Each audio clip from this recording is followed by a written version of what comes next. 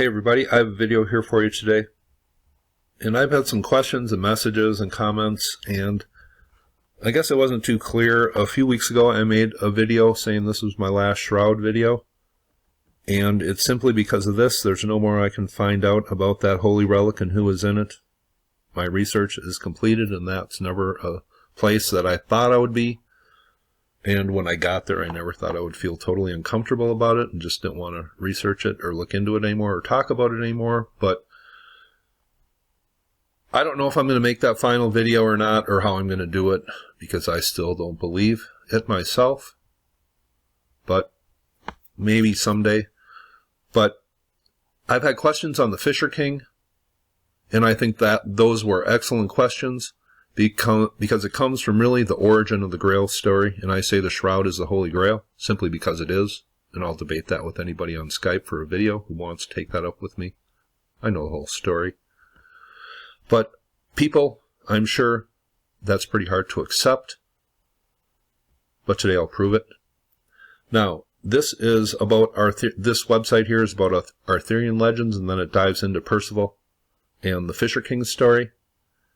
And it talks about one story here that says, the line summarizes the ancient heroic tradition of the fallen king, believed to rise again, as represented in such exhaustive mythological works as Sir James George Fraser's The Golden Bough, in which a hero king represents a timeless cycle of rejuvenation that is to overcome the seemingly impossible struggle between man and his greatest enemy, the gradual decline that represents the universal entropic forces themselves.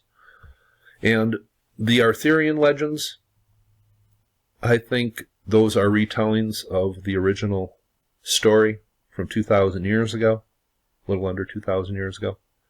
And Ralph Ellis goes into that brilliantly, where he talks exactly how the King Arthur stories are just retellings of original stories. So look that up if you want to, because I think they're well done. And Ralph, you were close. You were pretty close to finding the guy, but not quite. It says, however, apart from Arthur's own story, one among the most enduring and also peculiar mysteries related in the famous Arthurian legends is that of the Fisher King. This character is an enigmatic and also tragic ruler who is recognized in the stories as the last in a long line of grail keepers.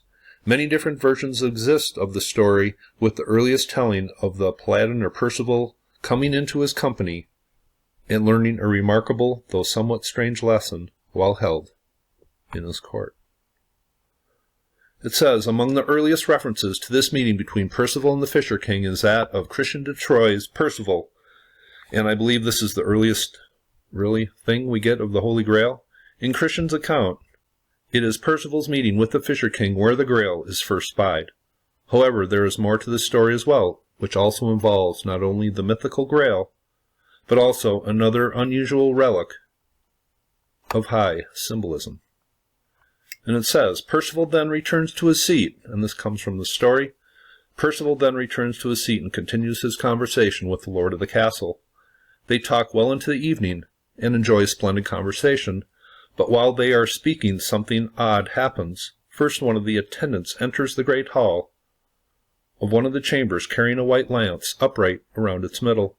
The boy proceeds with the lance in between the fire and the lounge in which they are sitting.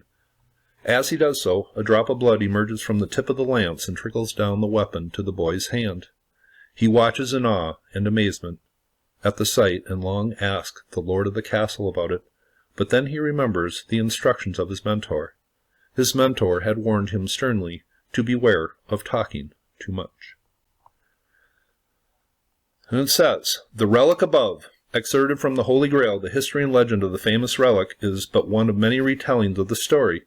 Subsequent to this episode, and I believe Christian de Troyes never finished his original story of the Grail, and then many people kind of added their own versions. But Christian de Troyes, he knew of the Knights Templar and the Crusade of 1204 and the Holy Relic they took from Constantinople. And they knew the story, and it was their great secret against the church, and that's why they were destroyed in 1307.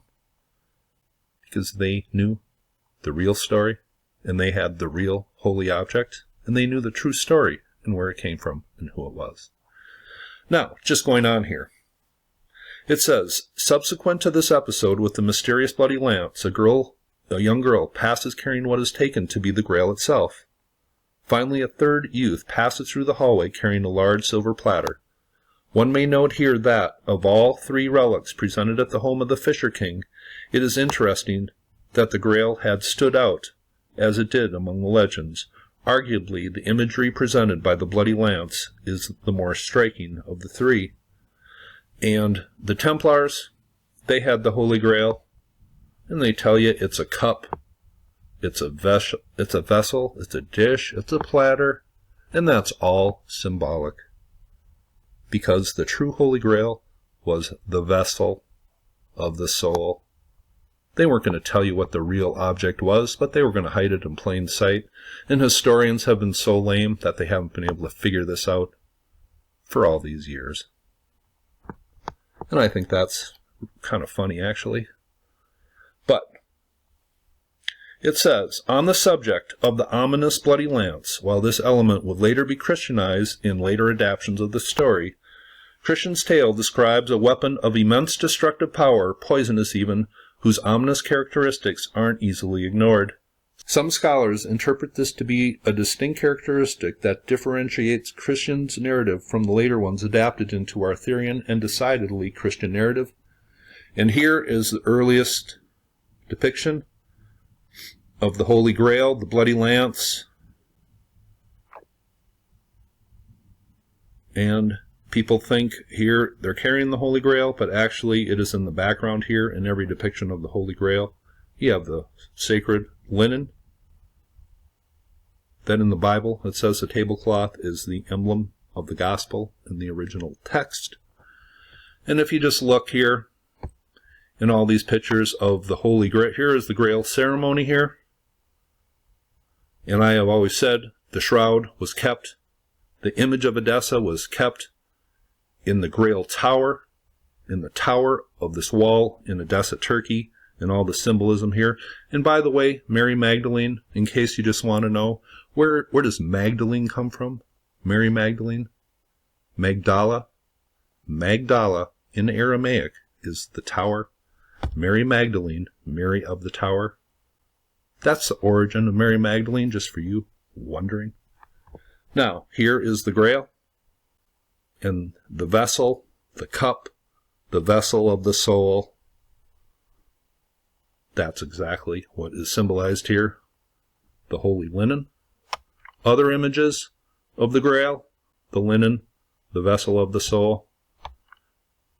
Holy Grail imagery here. Linen. Coming from Percival, it's the linen. And by the way, everybody knew who was associated with the Knights Templar. Here is earliest depiction of the Grail ceremony. Are they carrying a cup? No, I think it's very clear what they're carrying. They're carrying what we know today as a Shroud of Turin. Here is Joseph of Arimathea, and he is directly associated to the Holy Grail. What does it say in the Bible? He's the one who buys the expensive burial linen. Here is Holy Grail imagery, some of the earliest, and here it is, Holy Linen. Now here is the famous depiction of the Holy Grail, and Da Vinci, he thought he would put it in appropriate dimensions, the linen that was the vessel of the soul. He knew where it came from. He knew the Knights Templars' history, and he put it into one of the most famous portraits of all time. And have historians told you the Holy Grail is in this picture? Well, it is, and Da Vinci knew it. It's been hidden in plain sight all this time.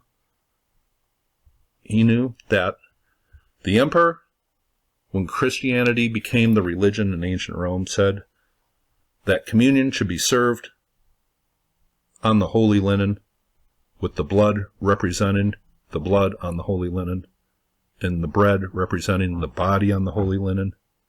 This is the Holy Grail. Da Vinci knew it, and I'm just pointing it out to you. Now this is Orion Magazine, and I'll just finish it off by reading a little bit here. But to be perfectly clear, the symbolic stories of the Holy Grail that came out about 700 years ago plus, They were as deeply symbolic as the churches, the Renaissance churches, those fantastic buildings that were being built in Europe at this time, deeply symbolic. And it's about time somebody figured out this language. Now I'm just going to read here, and this is by J. Griffiths, and I'll leave the link below. The Fisher King. I see him cloaked in the cold mist, the Fisher King, a desolate figure in a wasteland of his own making. He hunches silently over his fishing rod in a sea of silence, catching nothing except the reflection of his own shroud in the dead water. The Fisher King, keeper of the Holy Grail, is an enigmatic figure in literature, a rich king wounded by his own spear. The earliest sources show him suffering a moral wounding, a result not of accident but of his own ethical failings. The wound does not heal. Worse, its effects creep out, killing everything around him. So the abundance of richness of life is reduced to barren waste. There is a moment in the story when the wound of both the king and his environment could be healed, not by medicine or technology, but by insight. When the young knight Percival arrives, he has the opportunity to pose the right question to the king. The healing question, the timely question is this: whom does the Grail serve? The Grail is the cup of the Last Supper, a precious magical food provider, and Percival's question is as mysterious as the wounded king's moral failure. Now, obviously here, the magical food is knowledge, because it says so right here, not by medicine or technology, but by insight. And that knowledge, the reason why it is written about in Percival, because it was called gnosis to the earliest writers of what happened a little under 2,000 years ago. It was a secret knowledge of what they perceived as a miracle, the image of the resurrected Christ figure. It was their holy wisdom. It was their secret gnosis, their knowledge. And it's exactly why the building in Constantinople where the holy image was kept was called the Hagia Sophia, the Church of Holy Wisdom. This is a deeply symbolic story. It comes from the very first knowledge of the Holy Grail. And I have shown you what it is from the very first people who wrote about it and put in imagery about it. The Knights Templar had the Holy Grail, and it cost them everything. Joseph of Arimathea, he is the one that is directly connected to it, and they send him to prison for 40 years, and what sustains Joseph in prison? The linen with the image of Christ. Da Vinci knew. Believe me, Da Vinci knew. Now, those who say that the Holy Grail is just symbolic or a metaphor, then why can we connect everything we know about it from the original story to the Shroud of Turin? Everything. It's directly connected to Joseph of Arimathea. Blood of Christ at the crucifixion. There is blood, proven blood on the Shroud of Turin. What else we know about it? It heals. The very first thing we know about the image of Edessa, Eusebius is responsible for that. He says it is sent to King Akbar and heals him. It comes in an apparition. That's what it says in the earliest Grail story. Well, apparition and the shadowy image of a crucified man. That fits perfectly. And also, from the story of Percival in the Grail ceremony, that is the true origin of the Holy Grail. And it is said in that story there is a procession of a meal in cups and plates and chalices and dishes, when actually, from the history of Edessa, Turkey, there is a ceremony in which a young boy is shown, a man is shown, and then the final image was the shroud and that is man becoming one with God, or the Spirit of God. That is the Grail ceremony. We know that from Edessa, Turkey, in the stories of the image of Edessa, and that is exactly what is written in Percival, and it is called the Graal, Graal ceremony, the gradual unveiling of man becoming one with God. That is the Grail ceremony. Royal blood, if you want to go that way, well, it is the blood of a prince. I know, because I found him in real history. This is the Holy Grail. Da Vinci knew it. Now you know it. You're welcome. And you all have a very happy New Year.